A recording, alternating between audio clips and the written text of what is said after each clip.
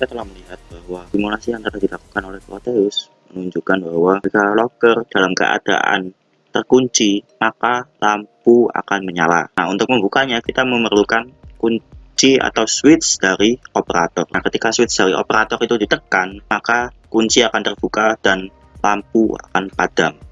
Nah, saat user ingin mengunci locker tersebut, kita hanya tinggal menekan switch yang ada di tengah kotak locker tersebut dan akan menyalakan lampunya kembali.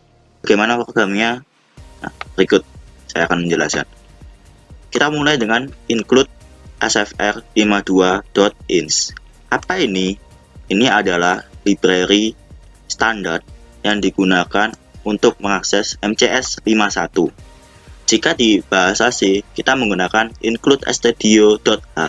Itu merupakan library standar untuk mengakses I/O. Nah, sedangkan di sini MCS library standar untuk mengakses I/O juga dan berbagai fitur yang ada di MCS 51, khususnya di AT89S52. Nah, di sini apa? Nah, jika orang yang sudah pernah main Arduino, mereka akan tahu ini adalah pin mode-nya Arduino. Tapi di dalam bahasa MCS 51 cukup berbeda.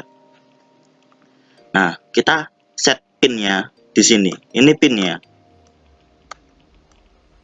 Jika kita lihat skematik di MCS 51, terdapat pin-pin di samping-sampingnya dan tertulis ini pin P0.0. Gunanya buat apa? P0.1 gunanya buat apa? Nah, set supaya dapat digunakan seperti Arduino, dipin mode kan menggunakan LED di pin ini. Berarti sebagai output. Nah, kenapa bit? Nah, setiap pin itu mengeluarkan 1 bit. Jadi 0 atau 1.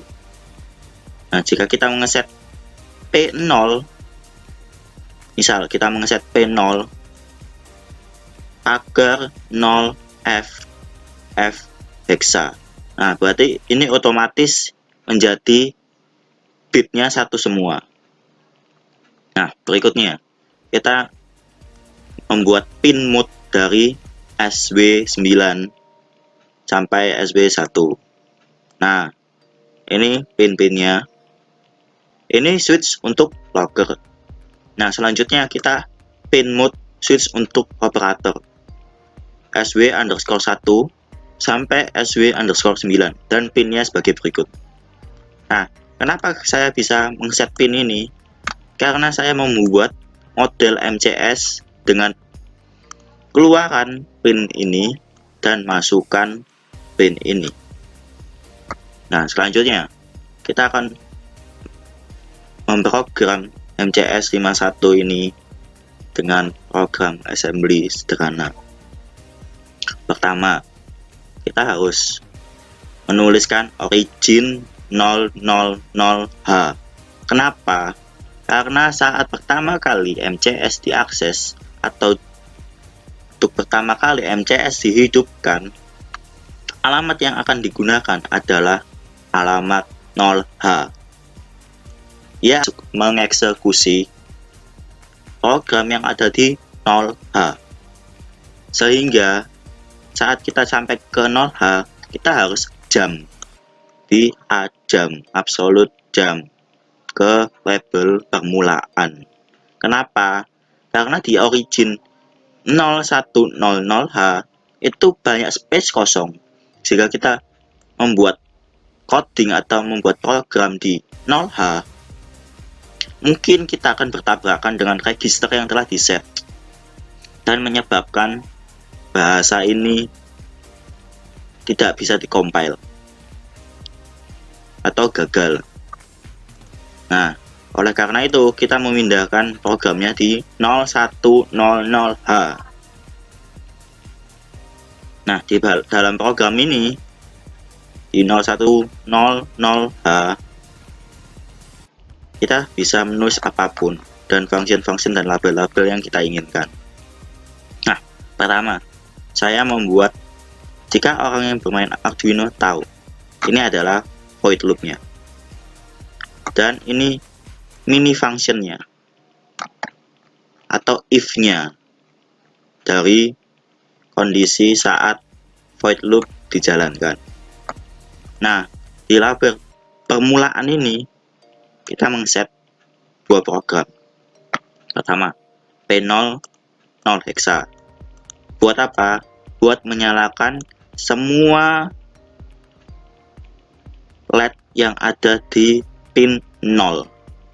Nah, selanjutnya ada satu LED yang pinnya berbeda di pin 2.0. Nah, kita set juga di clear artinya dikasih biner 0, sedangkan kalau set dikasih biner 1. Nah, kita menyalakan karena kita berasumsi bahwa logger tersebut sedang terkunci semua. Nah, ini program utama kita di label check JNB, jam not bit. Nah, jadi switch yang saya gunakan jika ditekan akan mengeluarkan logika 0 atau low, sehingga jika ditekan harusnya mengeksekusi ini karena jam not bit, jam ketika nggak ada bitnya. Switch 1 ketika nggak ada bitnya dia akan loncat ke nyala 1. Nah, fungsinya jam not bit ini seperti if. Jadi ketika if switch 1 ditekan, maka apa yang dilakukan? Nah, jika nggak ditekan, ia akan lanjut ke program ini. Lanjut, dan ajam ke cek lagi. Sampai ia ditekan, ia akan loncat ke function-function yang ada di sini. Label-label yang di sini. Nah, kemudian ini programnya sama semua. Bedanya ini untuk logger, ini untuk operator. Susunannya terserah. Ini hanya untuk mempermudah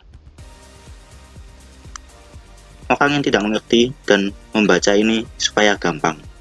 Nah, kemudian jika nggak ditekan semua ini, ia akan melanjutkan ke program ini. Ajam penalti Kevin, kemudian penalti Kevin, ajam cek, kembali ke sini lagi di loop. Nah, kenapa nggak langsung ajam cek? Nah, di sini itu adalah watermark saya. Mungkin nantinya kode saya akan ada yang ngopas, sehingga saya akan membuat watermark.